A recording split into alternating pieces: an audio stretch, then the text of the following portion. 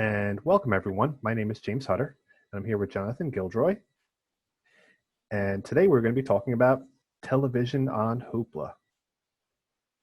So, welcome, Jonathan. So, do you want to just tell us a little bit about Hoopla? Well, I don't remember if I said this last time, but I'm the guy who created the library's video collection with a lot of help. And I am remembering the first delivery of VHS tapes and getting them into cases and giving them call numbers. And then I remember the arrival of the first DVDs. Is this going to replace all these VHS tapes? And so on. So I've been building this collection since the 80s. And then I'm not sure how long we've had Hoopla, but I was just someone said, oh, we have Hoopla now. You can get movies and TV and things online. And I kind of thought, well, I had nothing to do with this. I didn't curate it. I didn't buy it. I didn't pay for it. And so I essentially ignored it for all this time. It's been years, right? It's been a few years. Yes. It's been for a few years.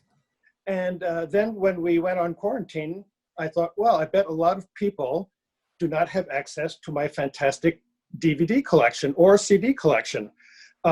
They didn't think ahead of time, oh, the library is going to close. I can borrow 24 CDs and 24 DVDs and get myself at least through a week or two.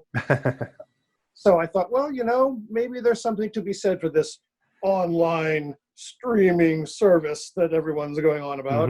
So I said, I've been putting off even looking at this thing. I downloaded the Hoopla app a year ago, never looked at it. I regarded it as my enemy. It's an enemy of mine in some way. So I said, let's grow up. Let's be big. Let's not live in the past.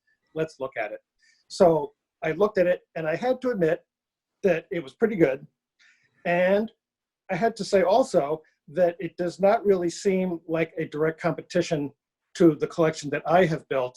I think they go together side by side, and they each have advantages. Certainly the advantage of Hoopla is that you can't scratch the movie or the show or the music, nor can you steal it, which is very nice. True. So it's always there. Yep. It's always there. Yeah. So I decided, let's have a good attitude and check this stuff out. And I was looking at the films. We talked about the films before, and a lot of it duplicates what I have, but there were some things on there that we didn't have, and some things I made note of to get because I thought they would be good for us too.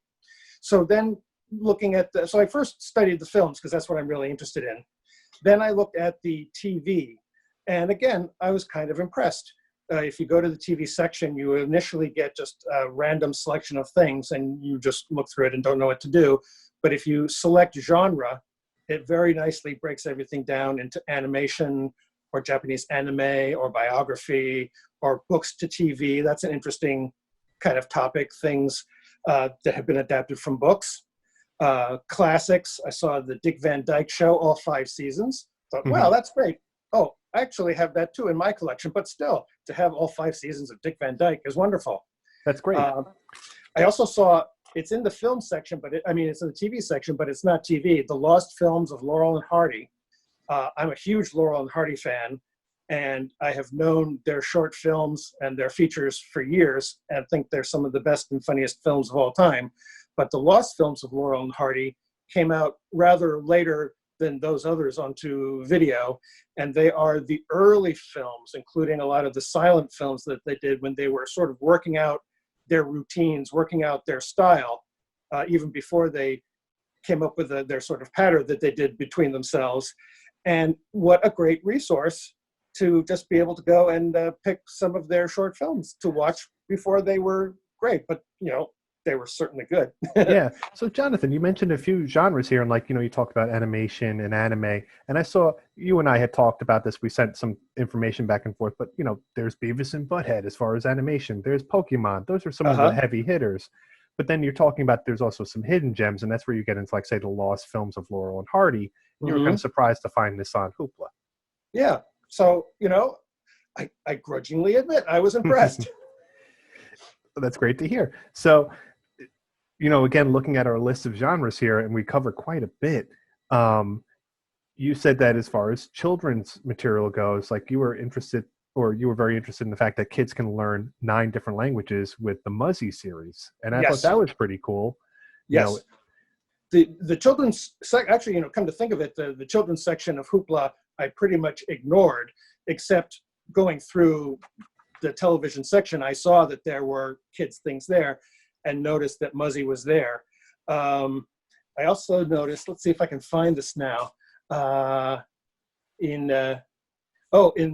just jumping topics, in the foreign language studies section of the ebooks is elementary Tagalog.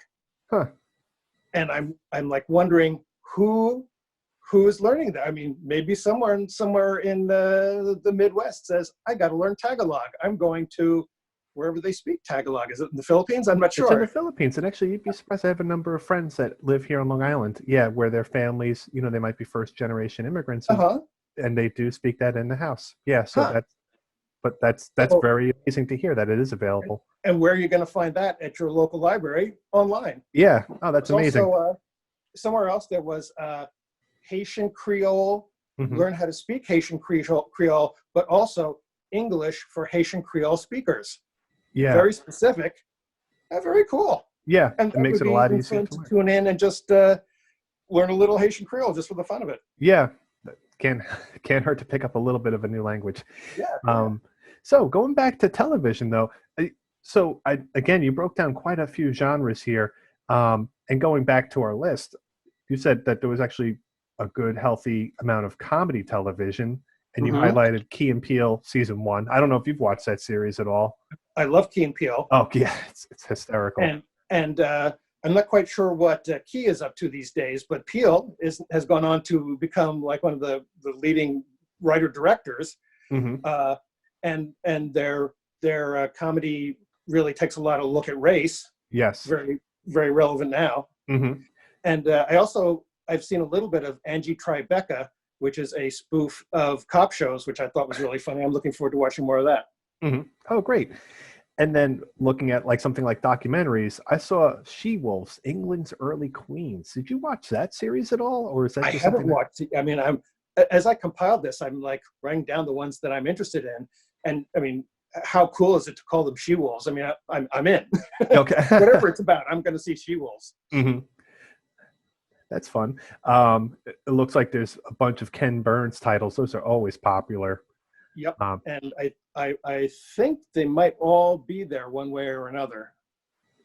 I didn't cross-check, but I mean, I have bought for our library everyone that I can find, and he's just a genre unto himself. He really is. I just remember working in the library when we're actually in the building. That was something that we were constantly putting in the hands of our patrons. They just love all those documentary series that Ken Burns had done. Moving on, we have educational 5 seasons of Going to Green. That one I don't know, but that's a ecological minded series. I thought, and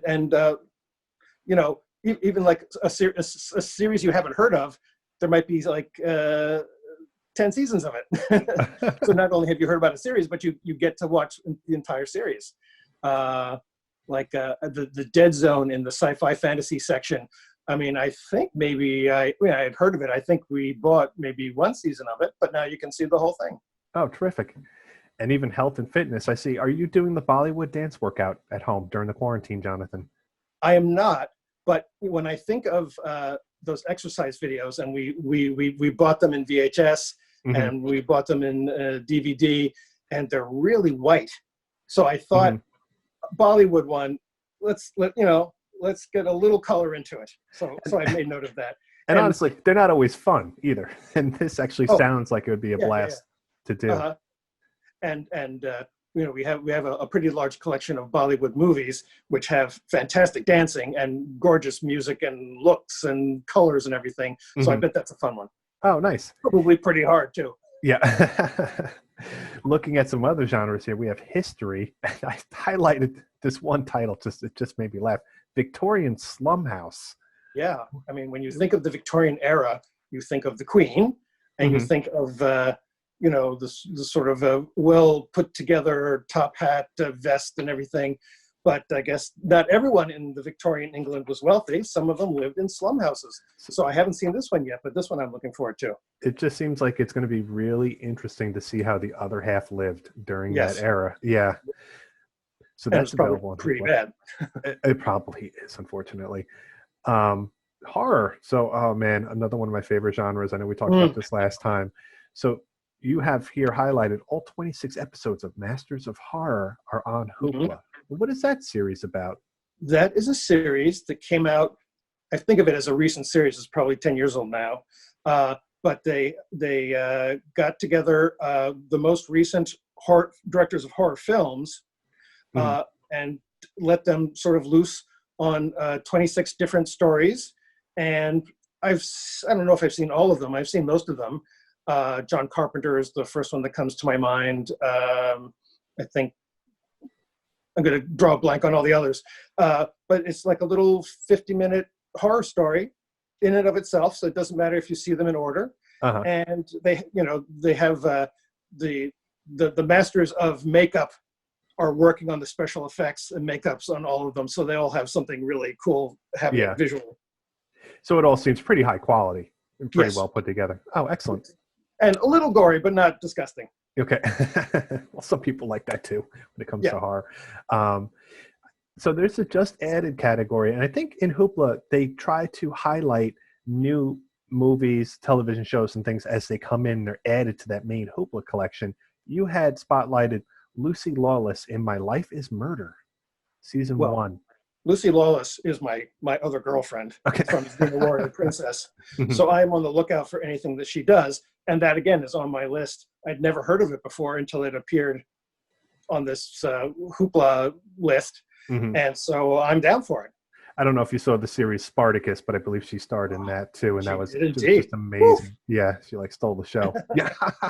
And the guys were pretty hot in that one too, I got to say. There was something for everyone in that TV series.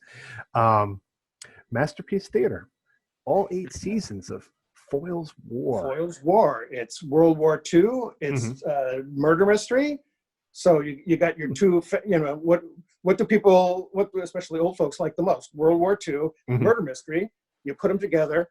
This was so popular when these first came out, you couldn't keep it on the shelf. People were constantly asking, do you have season 2, part 4? Do you have season 4, part 3? And now you can just send them over to Hoopla. Oh, that's amazing. I was completely unfamiliar with that series. Wow. Okay. And speaking of mystery, we've got some selections here that you highlighted. Let's see. S.E. Davis in 3 seasons of Miss Fisher's Murder Mysteries. That I do recall being very popular and, again, flying off the shelf. But if you want to just maybe walk us through that series. Oh, I can't walk you through that one because I haven't seen it. But I just know, again, I know it because people asked for it. Okay. And Vera with Brenda Blethyn, also popular British mystery. Yeah. I mean, there's the crowd for the British mystery. And they love them more than anybody loves anything. So they love British people getting murdered and other British people solving it. So until the library opens again, Hoopla might have you covered, if that's what might have you covered. Into. I mean, we do pretty well with the DVDs. I'm not quite sure how many. I mean, 5 seasons of Vera ought to last you a while. Sci-fi and fantasy. You mentioned Dead Zone. Is that a series you're familiar with, Jonathan? The Dead Zone? The Dead Zone. The Dead Zone, based on Stephen King. Haven't seen it. Wasn't crazy about the movie, so I haven't watched that one. Also, I'm not familiar with the Librarians, but I should be because I'm a librarian. Yes. So I guess they may not have as much sci-fi that I like because those are the 2 that I wrote down. Yes. So, the Librarians, I am a librarian too, full disclosure, so I'm a little partial to this series. But it was a lot of fun. And actually, you and I, before we started recording, we were talking a little bit about Star Trek. I know Jonathan Frakes had directed some of the episodes of The Librarians. So it's got some polish. It's a really good series. I think I'm never going to catch up on Star Trek. I mean, we have a lot of them, and we have all the original, but there's too many, too many series that just kept going and going and going. Yeah. But maybe one day I'll have them all. Yep. We have the teen genre listed. I don't know if you had watched any of this, but you had listed Dance Academy. There's 3 seasons. And also Emily of New Moon, 4 seasons. Like the titles. Don't know them. Okay. But to just wrap everything up here, our final genre is Westerns. Yes. So I'm a big fan of Western movies.